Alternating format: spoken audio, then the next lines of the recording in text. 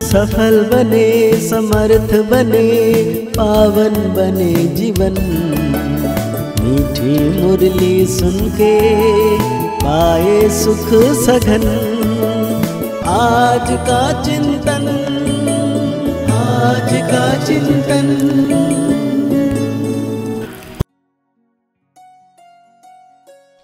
ओम शांति। Good morning.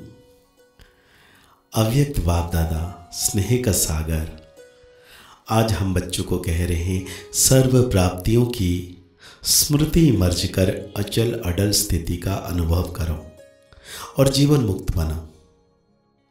आज भाग्य विधाता बाप अपने विश्व में सर्वश्रेष्ठ भाग्यवान बच्चों को देख रहे हैं।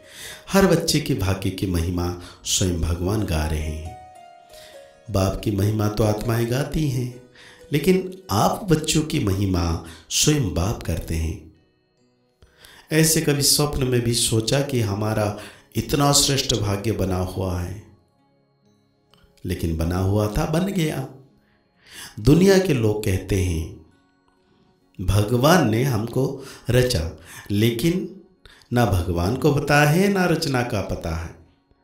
आप हर एक भाग्यवान बच्चा अनुभव और फक्र से कहते हो कि हम शिववंशी ब्रह्मा कुमार कुमारियां हैं। हमको मालूम है कि हमें बाप दादा ने कैसे रचा, चाहे छोटा बच्चा है चाहे बुजुर्ग पांडव हैं। शक्तियां हैं, किसी से भी पूछेंगे आपका बाप कौन, तो क्या कहेंगे? फलक से कहेंगे ना कि हमको शिव बाप ने ब्रह्मा बाप द्वारा रचा। इसलिए हम भगवान के बच्चे हैं, भगवान से डायरेक्ट मिलते हैं। ना सिर्फ परमात्मा बाप भगवान हमारा बाप है, लेकिन वो बाप भी है, शिक्षक भी है और सतगुरु भी है। सबको यह नशा है, एक हाथ की ताली बजाना। अभी यह एक्सरसाइज बुजुर्गों को सिखानी पड़ेगी। बच्चों को खुश दे के बाप दादा भी खुशी में झूलते हैं और सदा कहते हैं वाह मेरे हर एक श्रेष्ठ भाग्यवान विशेष आत्माएं। बाप के रूप में परमात्मा पालना का अनुभव कर रहे हो। यह परमात्मा पालना सारे कल्प में सिर्फ इस ब्राह्मण जन्म में आप बच्चों को प्राप्त होती है।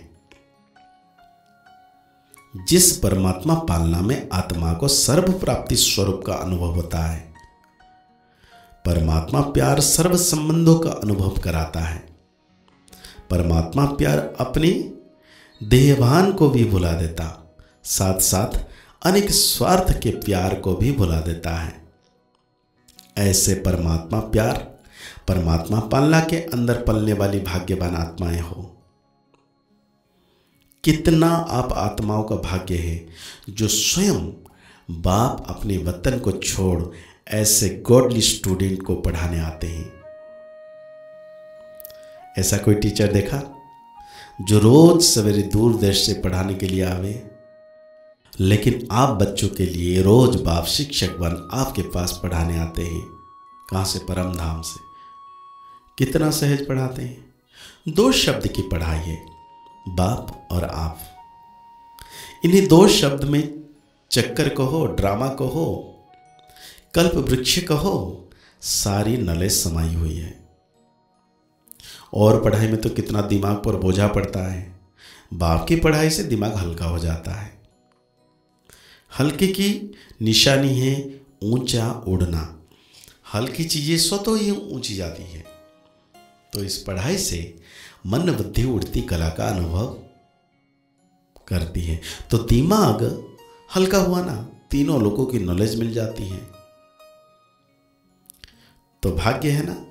फिर सतगुरु द्वारा श्रीमत ऐसे मिलती है जो सदा के लिए क्या करूं, कैसे चलूं, ऐसे करूं या नहीं करूं, क्या होगा, यह सब क्वेश्चन समाप्त हो जाते हैं। क्या करूं, कैसे करूं, ऐसे करूं या वैसे करूं, इन सब क्वेश्चन का एक शब्द में जवाब है फॉलो फादर।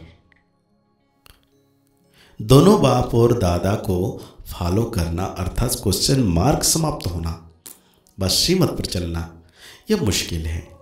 पूछने की आवश्यकता पड़ती है क्या? कॉपी करना है, अपना दिमाग नहीं चलाना है। बाप समान बनना अर्थात फॉलो फादर करना मुश्किल है या सहज? कहते हैं अभी देखो 30 साल वालों को भी सहज लगता, तो आप जो पीछे पीछे आए उन्हों के लिए मुश्किल है या सहज है? बाबा कहते हैं सहज है ना। देखो पंखों की रिमझिम भी अच्छी लग रही है, सीन अच्छी है, नवीनता होनी चाहिए। तो इस ग्रुप में भी यह नवीनता है, यह भी टीवी में आ गया, अच्छा है।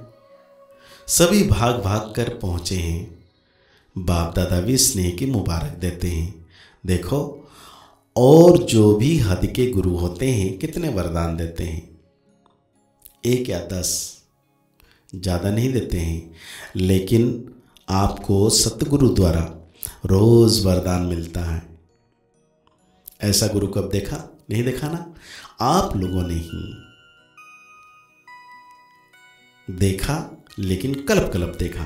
तो सदा अपने भाग्य की प्राप्तियों को सामने रखो, सिर्फ बुद्धि में मर्ज नहीं रखो, इमर्ज करो। मर्ज रखने के संस्कार को बदल दो।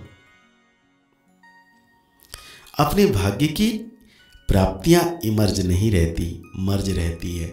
फिर जब कोई याद दिलाता है तो सोचने लगते हैं होना चाहिए ऐसा। इसलिए बहुत सहज पुरुषार्थ है, प्राप्तियों को इमर्ज रखो। जब से ब्राह्मण बने तब से अपने भाग्य को स्मृति में रखो, हलचल में नहीं आओ, अचल बनो। क्योंकि यहां आबू में यादगार क्या है? अचल घर है ना, हलचल घर है। कौन सा है? अचल घर। तो ये किसका यादगार है? आपका ही यादगार है। तो जब भी कोई सूक्ष्म पुरुषार्थ का मार्ग मुश्किल लगे, बुद्धि ज्यादा हलचल में हो, तो अपनी यादगार को स्मृति में लाओ। कई बार बच्चे ज्ञान के पॉइंट बोलते हैं भी हैं कि मैं आत्मा हूं, ड्रामा है, यह तो विघ्न है, यह तो साइड सीन है, बोलते भी रहते हैं, लेकिन हिलते भी रहते हैं, हिलते हिलते बोलते रहते हैं। जब ऐसी बुद्धि बन जाए जो अचल नहीं हो सके, तब मधुवन का अचल घर याद रखो। यह स्थूल चीज है ना, सूक्ष्म तो नहीं है, आंखों से देखने की चीज है। मेरा यादगार अचल घर है, हलचल घर नहीं है।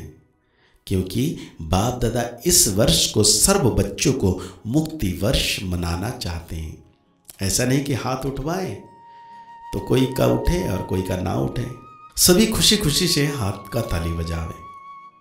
फिर बाबा ने देखा सभी ताली बजाने लगे।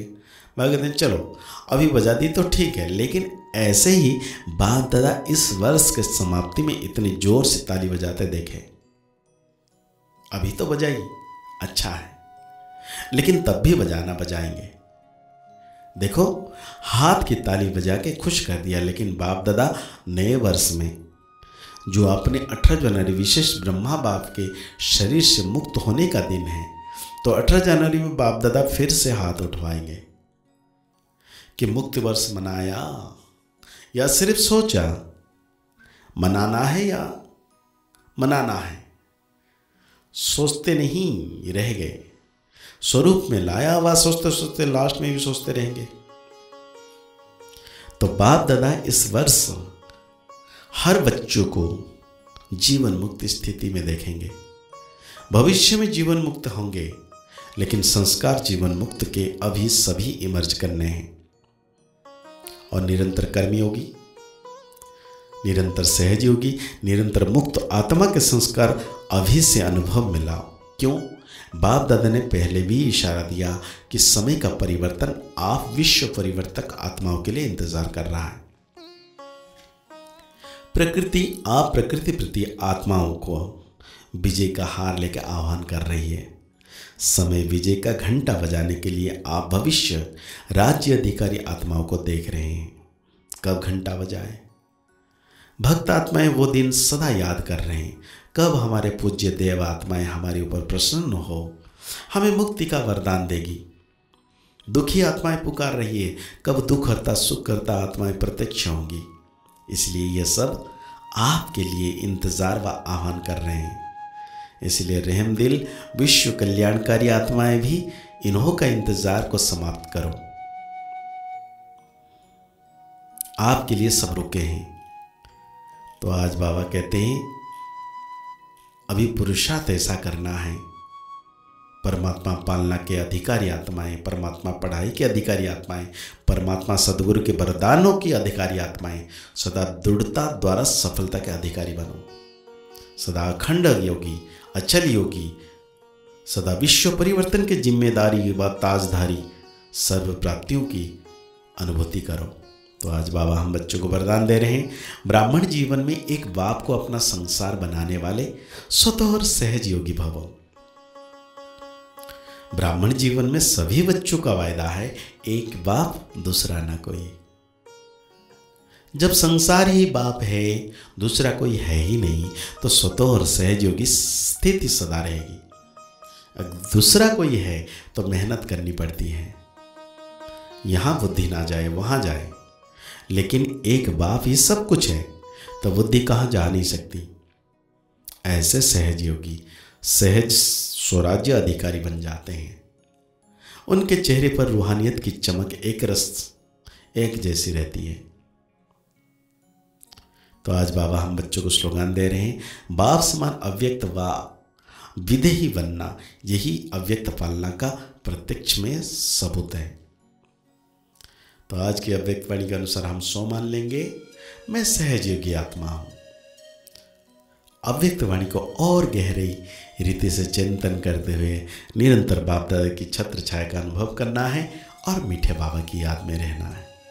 मुस्कुराते रहिए, आगे बढ़ते रहिए, पुरुषार्थ करते रहिए, खुश रहें, स्वस्थ रहें, मस्त रहें।